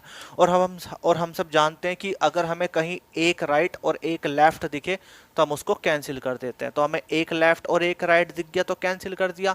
लेकिन अब आप बोलोगे कि सर ये तो राइट अगर एक बचता तो ईस्ट से हम राइट ले लेते, सिंपल। लेकिन यहाँ तो दो दो राइट बच गए, यहाँ पे तो दो राइट बच गए, तो क्या करें। तो अब इसका एक तरीका है, सिंपल सा, नोट करके लिखो कि आपको जब भी दो राइट या दो लेफ्ट दिख जाएं, जैसे कि यहाँ पे दो राइट दिख गए या किसी क्वेश्चन में दो लेफ्ट भी दिख सकते थे, तो जो आपकी डायरेक्शन होगी वो क्या हो जाएगी, जस्ट ऑपोजिट हो जाएगी। क्या हो जाएगी, जस्ट अपोजिट हो जाएगी। तो ईस्ट का अपोजिट क्या होगा, वेस्ट। आंसर खत्म। कैसा लगा है तरीका, बढ़िया है ना। ठीक है, अब मुझे पता है कुछ शिकारी बच्चे भी हैं इस बैच में, वो कहेंगे सर जी प्रूफ करके दिखाओ, क्योंकि उनके पेट में दर्द हो जाएगा कि अगर मैं उनको प्रूफ करके नहीं दिखाऊंगा कि हम कैसे मान लें। हम तो नहीं मानते इस चीज़ को, तो अब मानना पड़ेगा। देखो ध्यान से, ये तो था इसका शॉर्टकट। अब मैं इसको बताता हूँ, देखो ध्यान से। आपके दो राइट बचे, तो ईस्ट से आप पहला राइट लोगे, तो जब पहला राइट लोगे ईस्ट से तो क्या होगा, 90 डिग्री क्लॉकवाइज। ठीक है, तो ये रहा ईस्ट, और यहां से 90 डिग्री चले तो कौन सी दिशा में आ गए, साउथ में। तो एक राइट तो आपने यूज कर लिया। अब ईस्ट से आप राइट लोगे तो आपकी डायरेक्शन कौन सी आएगी, साउथ। अब एक राइट और भी तो बच रहा है, आप बोलोगे यस सर, तो फिर साउथ से राइट लो, तो कौन सी दिशा आएगी भाई, साउथ से फिर 90 डिग्री चलेंगे तो कितनी, कौन सी दिशा आ गई, वेस्ट। आई कि नहीं आई, वेस्ट। और ये जो वेस्ट है वो किसकी अपोजिट है, ईस्ट की अपोजिट हुई कि नहीं हुई। आप बोलोगे बिल्कुल सर, हो गया वेरीफाई। तो या तो दो बार ऐसे राइट चला लो, या जब भी आपको दो राइट या दो लेफ्ट दिखे तो जो भी दिशा से आप चलना स्टार्ट किए हैं उस दिशा का जो भी अपोजिट दिशा होगी वो आपका आंसर होता है। जैसे मान लो यहाँ पे ईस्ट की जगह नॉर्थ होता और दो राइट बच जाते, तो नॉर्थ का अपोजिट क्या होता, नॉर्थ का अपोजिट होता साउथ, तो इसका मतलब साउथ आंसर हो गया, खत्म। जितने गधे नालायक उल्लू ऑफलाइन वाले बच्चे पढ़े देख लो ध्यान से, ठीक है। तुमने पढ़ा तो है नहीं, वही करिए 500 रुपये वाली कोचिंग। अब देख लो 1500 रुपये वाली कोचिंग में कितना अंतर होता, ठीक है, खुद देख लो। तभी तो मैं कहता हूँ ढंग में पैसे खर्च करो, ढंग में पढ़ो, एक बार पढ़ लो। किसी भी एग्जाम की तैयारी कर रहे हो ना, एक बार पैसा लगा दो, एक बार जान झोंक दो। ऐसा नहीं कि हर बार चुटर पुटर कर करके। वो तो भाई किसी ने सच ही कहा है कि सस्ता रोए बार बार, महंगा रोए एक बार। तो भैया महंगा ही रो लो, ठीक है, बार बार मत रो सस्ते के रूप में, ठीक है। चलिए भाई एक और क्वेश्चन करें, बढ़िया सा धमाकेदार। लिखो भाई एक क्वेश्चन। क्वेश्चन है कि एक व्यक्ति साउथ ईस्ट की तरफ चलता है, एक व्यक्ति साउथ ईस्ट की तरफ चलता है, यानी कि दक्षिण पूर्व की तरफ चलता है। फिर वह लेफ्ट मुड़ा, यानी कि बाईं ओर मुड़ता है, फिर बाईं ओर मुड़ता है, फिर दाईं ओर मुड़ता है और फिर बाईं ओर मुड़ता है। तो बताइए अब आपका चेहरा किस दिशा में होगा। और हम लोग जानते हैं कि क्या आंसर होगा, और बच्चों ने इसका आंसर निकाल भी लिया होगा। देख लो इसका सॉल्यूशन भी। बोला गया कि साउथ ईस्ट में चला कोई व्यक्ति, ठीक है, फिर वो लेफ्ट मुड़ा, फिर लेफ्ट मुड़ा, फिर राइट मुड़ा, फिर लेफ्ट मुड़ा, तो बताओ किस दिशा में है। तो हम सब जानते हैं कि अगर हमें राइट और लेफ्ट दिखे तो हम उसको कैंसिल कर देते हैं, तो बचा क्या, दो लेफ्ट। और मैंने बताया था कि जब भी आपको दो राइट और दो लेफ्ट दिखें तो जो डायरेक्शन होती है वो जस्ट अपोजिट हो जाती है। तो साउथ ईस्ट की जस्ट अपोजिट क्या होगी, साउथ ईस्ट की जस्ट अपोजिट होगी नॉर्थ वेस्ट। तो आंसर क्या होगा, नॉर्थ वेस्ट। खत्म। बताओ कितनी सेकंड लग रही है इसमें। और वो तो समझा रहा हूँ मैं आपको, इसलिए मैं टाइम भी ले रहा हूँ थोड़ा बहुत, वरना मैं एग्जाम में अगर मैं बैठूँ ना क्वेश्चन आ जाए तो सवाल को पढ़ते पढ़ते आंसर आ जाएगा। ठीक है, चलो भाई एक और क्वेश्चन करते हैं। लिखो अगला क्वेश्चन। अगला क्वेश्चन है कि एक व्यक्ति पश्चिम दिशा की तरफ चला, एक व्यक्ति पश्चिम दिशा की तरफ चला और वह दाएं मुड़ा, फिर बाएं मुड़ा, फिर बाएं मुड़ा, फिर बाएं मुड़ा और फिर बाएं मुड़ा। एक बार रिपीट कर लो क्वेश्चन कि एक व्यक्ति वेस्ट की तरफ चला, पश्चिम की ओर चला, फिर वह दाएं मुड़ा, फिर बाईं ओर चला, फिर बाईं ओर चला, फिर बाईं ओर चला और फिर बाईं ओर चला। ठीक है, अब बताओ आंसर इसका।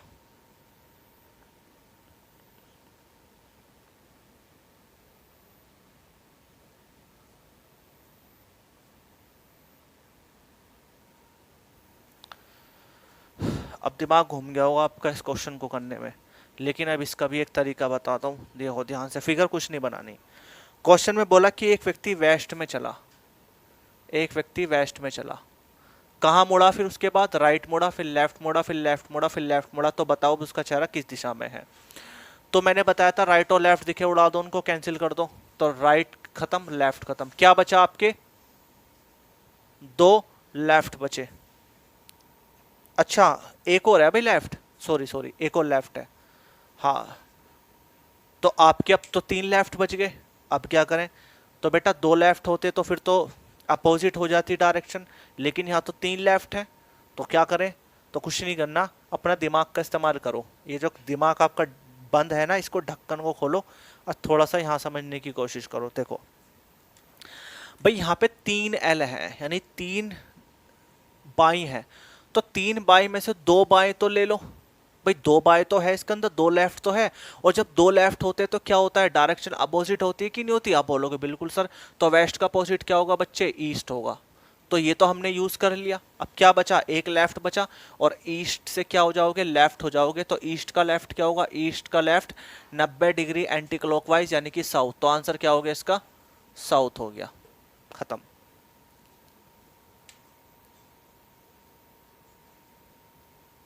ईस्ट का लेफ्ट, सॉरी, ईस्ट का लेफ्ट होगा बच्चे, नॉर्थ होगा, नॉर्थ होगा, सॉरी, है ना, नॉर्थ होगा।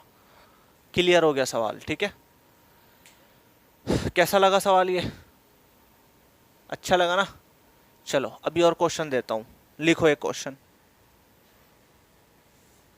एक व्यक्ति एक व्यक्ति एक व्यक्ति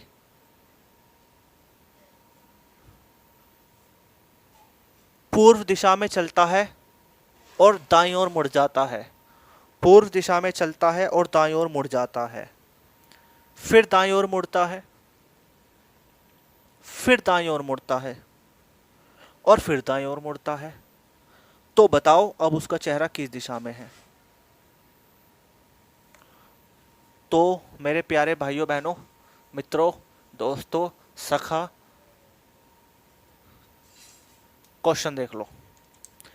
क्वेश्चन है कि एक व्यक्ति ईस्ट की तरफ चला और फिर राइट मुड़ा, फिर राइट मुड़ा, फिर राइट मुड़ा, फिर राइट मुड़ा, तो बताओ किस दिशा में है। तो अब इसके लिए गधों नालायक को डायग्राम मत बना लेना। अब यहाँ तो क्या होगी कि सर यहाँ तो कुछ काटने को ही नहीं बचा, लेफ्ट होता तो लेफ्ट राइट कैंसिल हो जाता, यहाँ कैसे काटो, यहाँ तो चार चार राइट आ गए।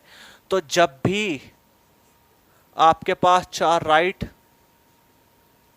और चार लेफ्ट हो तो आपकी जो डायरेक्शन होगी वो क्या होगी बच्चे, सेम होगी। क्या होगी, सेम होगी। तो पूछ रहा है कौन सी डायरेक्शन में है, तो ईस्ट ही आपका आंसर होगा। क्यों, क्योंकि जब भी आपको चार राइट और चार लेफ्ट दिख जाए तो आपका आंसर वही होता है जिस दिशा से आप चलना स्टार्ट करते हैं। लेकिन मुझे पता है काफ़ी सारे बच्चों के पेट में दर्द हो गया होगा कि सर जी हमें प्रूफ करके बताओ, हम तो नहीं मानते। क्या पता आप झूठ बोल रहे हो, सही बात है ना। चलो तो अब मैं आपको बता देता हूँ कि क्या सच है ना, मतलब क्या इसका रियल फैक्ट है, क्या कंसेप्ट है। ये तो आपने चीज़ समझ ली। देखो आप एक बात समझो, हम जानते हैं कि अगर हमें दो राइट और दो लेफ्ट दिखे तो उसकी जो डायरेक्शन होती है वो जस्ट अपोजिट हो जाती है। अब देख लो, आप थोड़ी देर के लिए इसे इग्नोर करो, इन को इग्नोर कर दो। आप ये समझो कि भाई दो राइट है, जब दो राइट दिखे तो ईस्ट का अपोजिट क्या हो जाएगा, वेस्ट। तो दो राइट तो आपने यूज कर लिए। अब आप समझो दो राइट फिर आ गए, तो दो राइट आने पर फिर इसका अपोजिट हो जाएगा, तो वेस्ट का अपोजिट क्या होगा, ईस्ट। तो देखो घूम फिर के वही डायरेक्शन आई कि नहीं आई। अब बोलोगे यस सर, तो ये और वो दोनों सेम ही तो है। तो जब भी आपको दो राइट दिखे दो लेफ्ट दिखे तो डायरेक्शन अपोजिट हो जाती है। चार राइट और चार लेफ्ट दिखे तो डायरेक्शन वही रहती है जहां से वो चलना प्रारंभ करता है। और इसी के साथ आप मुझे आज्ञा दें, अगले बैच के लिए मुझे अगला बैच पढ़ाना है, तो तब तक के लिए गुड नाइट, शब्बा खैर, और bye bye, see you, thank you for this join this session, bye bye, take care.